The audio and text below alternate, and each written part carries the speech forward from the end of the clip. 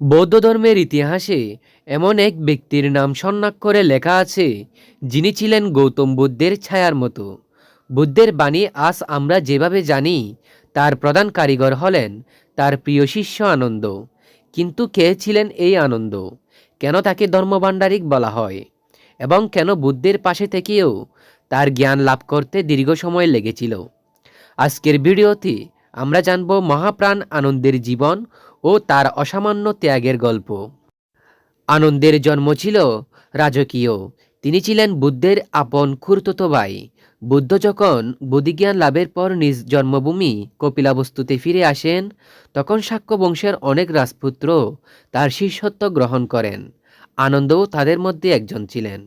তবে আনন্দের সম্পর্ক ছিল কেবল গুরু শিষ্যের নয়, তা ছিল এক গভীর আত্মিক ও ভ্রাতৃত্বের বন্ধন।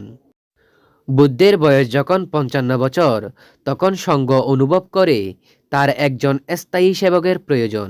অনেক বড় বড় শিষ্য এই দায়িত্ব নিতে চাইলেও বুদ্ধ আনন্দকে বেছে নেন।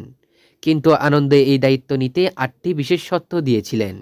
তার মধ্যে প্রধান ছিল, বুদ্ধের কোনো দামি পোশাক বা খাবার তিনি নেবেন না, যাতে কেউ মনে না করে তিনি লোভ থেকে সেবা করছেন।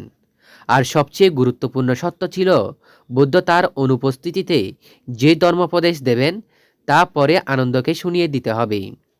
এই কারণেই বুদ্ধের প্রায় প্রতিটি বাণী আনন্দের স্মৃতিতে গেঁথে গিয়েছিল। আনন্দের স্মৃতিশক্তি ছিল অতি প্রাকৃত। তিনি যা শুনতেন তা হুবহু মনে রাখতে পারতেন।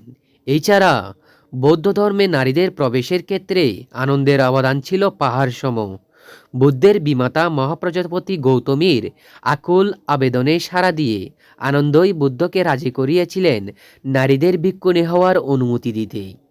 তিনি ছিলেন সেই সময়ের একজন বড় নারীবাদী ও সংস্কারক।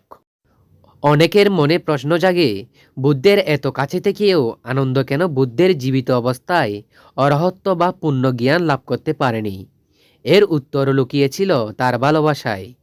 আনন্দের মায়া ছিল বুদ্ধের প্রতি অগাধ।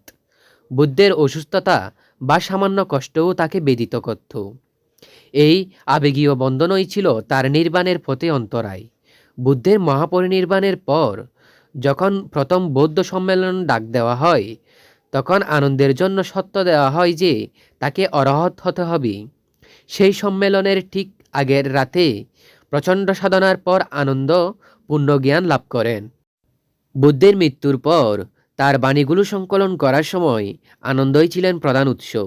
ত্রিপিটকের সূত্রগুলো শুরু হয় এবং মে সুতং বা আমি এইরূপ শুনিয়াছি বাক্য দিয়ে, যা আনন্দেরই জবানবন্দি।